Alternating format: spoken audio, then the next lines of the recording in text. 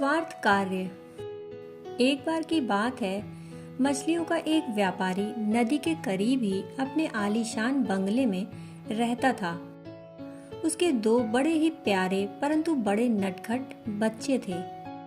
एक बार उसने घाट पर बेकार पड़ी अपनी कुछ नावों को पेंट कराने की सोची। अगले दिन सुबह सुबह बाजार से एक पेंटर को बुलवाया गया। व्यापारी ने उसे अपनी नावें दिखाईं और काम समझाकर अपने धंधे पर निकल गया। जब वो दोपहर को लौटा तो घर के बाहर लगी भीड़ को देखकर घबरा गया। उसके दोनों बेटे काफी देर से गायब थे और बहुत खोजने पर भी नहीं मिल रहे थे। रो रो कर बच्चों की माँ की हालत खराब हो चुकी थी। तभी व्यापारी को पेंटर का ख्याल आया। वह उस स्थान पर गया जहाँ वो नावें पेंट कर रहा था। पेंटर अपना काम पूरा करके जा चुका था। व्यापारी ने देखा कि उसने जितनी भी नावें पेंट करने को दी थीं, उसमें से एक नाव गायब थी। व्यापारी के दिल की धड़कनें तेज हो गईं। वह समझ गया कि उसके दोनों ही बेटे नाव लेकर नदी में चले गए हैं। उसने फौरन ही कुछ नाविकों और गोताखोरों को इकट्ठा किया और अपने बच्चों को खोजने के लिए नाव पर सवार हो गया। अभी वह कुछ ही दूर गया था कि उसे दूर से एक नाव आती हुई दिखाई दी। थोड़ा करीब आने पर साफ हो गया कि यह उसी की नाव थी और उसमें बैठे उसके दोनों बेटे सुरक्षित थे। व्यापारी ने गहरी सांस ली और तेजी से अपनी नाव उनकी तरफ ले गया। अपने पिता को देख बच्चे डर गए, क्योंकि उन्हें पता था कि बिना किसी से पूछे उन्हें नाव ले जाने की अनुमति नहीं थी। डरते डरते वे अपने पिता के करीब आए, पर पिता ने उन्हें डांटने की बजाय गले से लगा लिया। किनारे पर बच्चों की माँ और अड़ोस पड़ोस के बहुत से लोग उनका इंतजार कर रहे थे।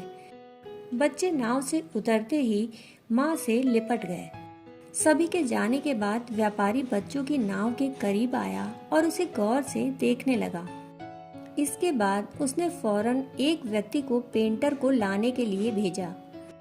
जब रास्ते में पेंटर को इस घटना का पता चला तो वह काफी सहम गया।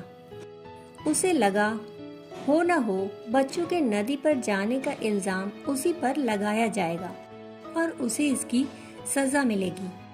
पेंटर डरते डरते व्यापारी के सामने पहुंचा। उसे देखते ही व्यापारी ने प्रश्न किया, तुमने आज क्या काम किया?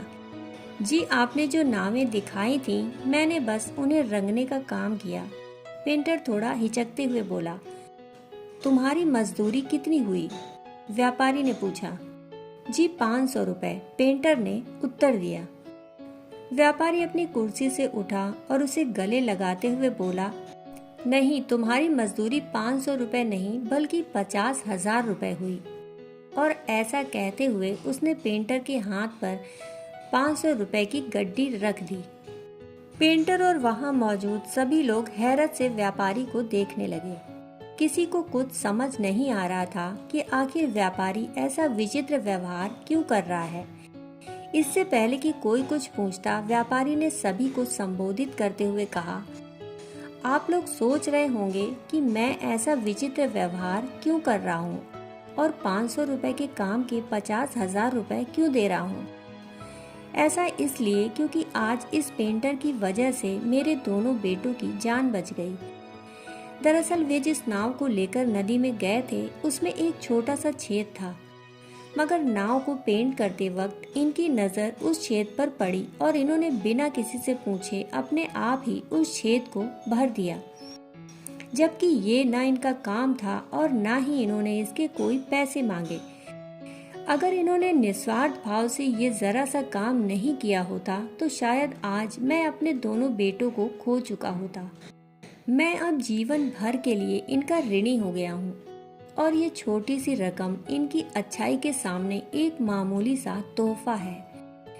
ऐसा कहते हुए व्यापारी ने अपनी बात पूरी की और वहां उपस्थित सभी लोग पेंटर के सम्मान में तालियां बजाने लगे। दोस्तों, वे कोई बहुत बड़ी चीजें नहीं होती जो एक आम इंसान को महान बनाती हैं, बल्कि वे छोटी छोटी चीजें होती हैं जो हमें महानता तक ले जाती हैं। आज की इस दुनिया में जब ज़्यादातर लोग सिर्फ अपना फ़ायदा देखकर काम करते हैं, पेंटर का एक छोटा सा निस्वार्थ काम कितना महान बन गया। अतः इस कहानी से सीख लेते हुए हमें नेक काम करने के छोटे से छोटे अवसर को भी गंवाना नहीं चाहिए और खुद से ऊपर उठकर इस दुनिया को संवारने का प्रयास करना चाहिए। दोस्तों, कहानी सुनने के लिए आपका बहुत बहुत आभार। मिलते हैं ऐसी ही कहानियों के साथ। तब तक के लिए धन्यवाद।